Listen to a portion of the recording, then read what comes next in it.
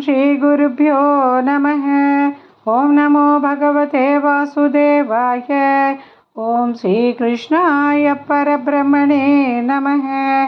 अथ 80तमं दशकं बाणयुद्धवर्णनं मृगमोक्षवर्णनं च। प्रद्युम्नो रौक्मिणेयः खलु तव कला शम्बरेणाहृतस्तं हत्वा रत्या सहाप्तो निजपुरमहरद्रुक्मिकन्यां च धन्यां। तत्पुत्रोऽथानिरुद्धो गुणनिधिरवः रोचनां रुक्मिपौत्री। तत्रोद्वाहे गतस्त्वं न्यवधिमुसलिना रुक्म्यपि द्यूतवैरात्। बाणस्य सा बलिसुतस्य सहस्रबाहोः माहेश्वरस्य महिता दुहिता किलोषा। त्वत्पौत्रमेनमनिरुद्धमदृष्टपूर्वं स्वप्नेऽनुभूय भगवन् विरहातुराभूत्। योगिन्यतीव कुशला खलु चित्रलेखा तस्या सखी विलिखति तरुणानशेषान्।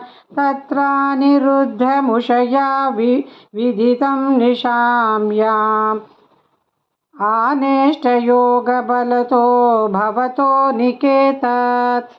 कन्यापुरे दयितया सुखमारमन्तं चैनं कथञ्चन बबन्धुषि शर्वबन्धौ। श्रीनारदोक्ततदुदन्तदुरन्तरोषैः त्वं तस्य शोणितपुरं यदुभिर्यरुन्धाः। पुरीपालशैलप्रियदुहितृनाथोऽस्य भगवान् समं भूतं भ्रातैर्यदुबलमशङ्कं निरुरुधे। महाप्राणो बाणो झटिति युयुधानेन युयुधे। गुहः प्रद्युम्नेन त्वमपि पुरहन्त्रा जगद्दिशे। निरुद्धाशेषास्त्रे मुमुहुषितवास्त्रेण गिरिशे। धृता भूता भीता प्रमथकुलवीराः प्रमथिताः। परास्कन्दः कुसुमशरबाणैश्च सचिवः सकुम्बाण्डो बाण्डं नवमिव बलेनाशु बिभिदे।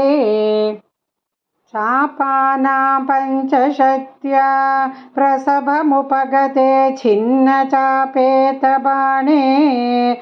व्यर्थे याते समेतो ज्वरपतिरशनैरज्वरित्वज्वरेण। ज्ञानी स्तुत्वाथ तत्त्वा तव चरितजुषां विज्वरं सज्वरोगात्।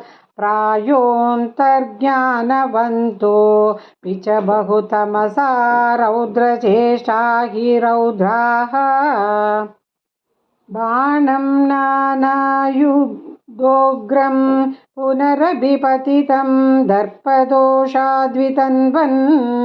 निर्लूनाशेषदोषं सपदि बुबुधुषा शङ्करेणोपगीतः।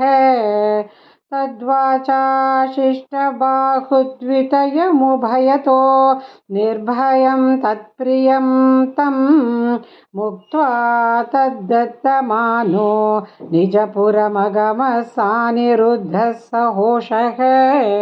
मुहुस्तावच्चक्रं वरुणमजयो नन्दहरणे यमं बालानीतौ दवदहनपाने निलसखं। विधिं वत्सस्ते ये गिरिशमिह बाणस्य समरे विभो विश्वोत्कर्षी तदयमवतारो जयति ते।